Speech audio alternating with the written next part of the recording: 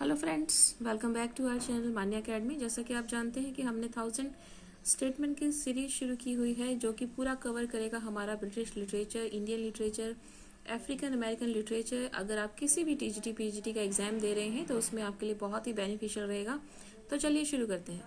Mister Snap is a character in Fielding's novel Jonathan Wild, an ironic narrative of a notorious criminal life. In Joseph Andrews, Henry Fielding imitated the style of Cervantes, the author of Don Quixote। तो don कोटे भी ऐसी ही work है जिसमें कि एक wondering rogue होता है जैसे कि जोसेफ एंड्रयू है, तो उसी से इंस्पायर होकर उन्होंने इसको इमिटेट किया है। The French dramatist who influenced restoration comedy is Moliere. तो मोलेयर ने रेस्टोरेशन कॉमेडी को इन्फ्लुएंस किया है, जो कि फ्रेंच ड्रामेटिस्ट थे और कॉमेडियन थे और मतलब कॉमेडी लिखते थे। Dryden's Absalom and Achitophel is written in heroic couplet. तो ड्राइडन का जो एब्सोलम और आर्किटेफल है वो हेरोइक कपलेट में लिखा गया है। हेरोइक कपलेट में क्या होता है कि आयम्बिक पेंटामीटर को कहा जाता है, या तो आप हेरोइक कपलेट कह लीजिए या आयम्बिक पेंटामीटर कह लीजिए, बात एक ही रहती है। In the rape of the lock Umbriel is a melancholy spirit. तो ये एक मेलनकली स्प्रिट है। The editor of the periodical the Examiner is Leigh Hunt. इस तरह के क्वेश्चन आपसे पूछ लिए जाते हैं कि जो किसी भी मैगजीन का जो एडिटर है वो कौन है।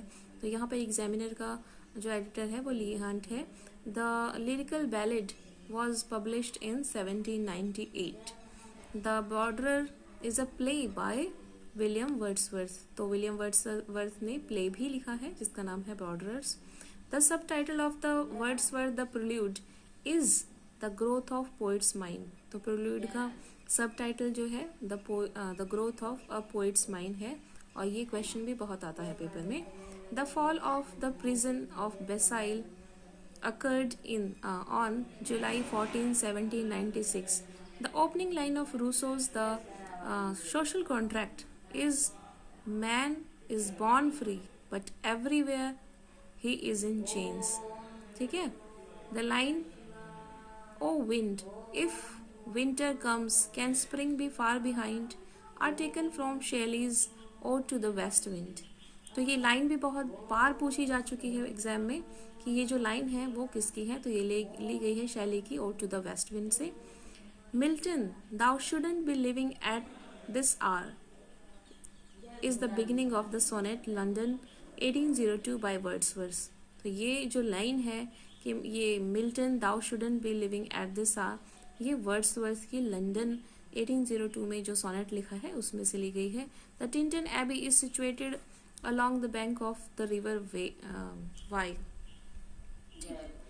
The poem Resolution and Independence by Wordsworth portrays an old leash gatherer। Michael, a pastoral poem, is a famous poem by Wordsworth from which George Eliot took the epigraph of his novel Silas Marner। ठीक है। तो ये जो Michael है, अ pastoral poem से उसने अपना epigraph लिया है जॉर्ज एलियट ने अपने नोवेल सिलियास मार्नर के लिए। The play Remorse was written by Coleridge. तो कॉलरिज ने प्ले भी लिखा है जिसका नाम है Remorse. Coleridge the rime of ancient mariner is spoken by an old sailor to a young wedding guest.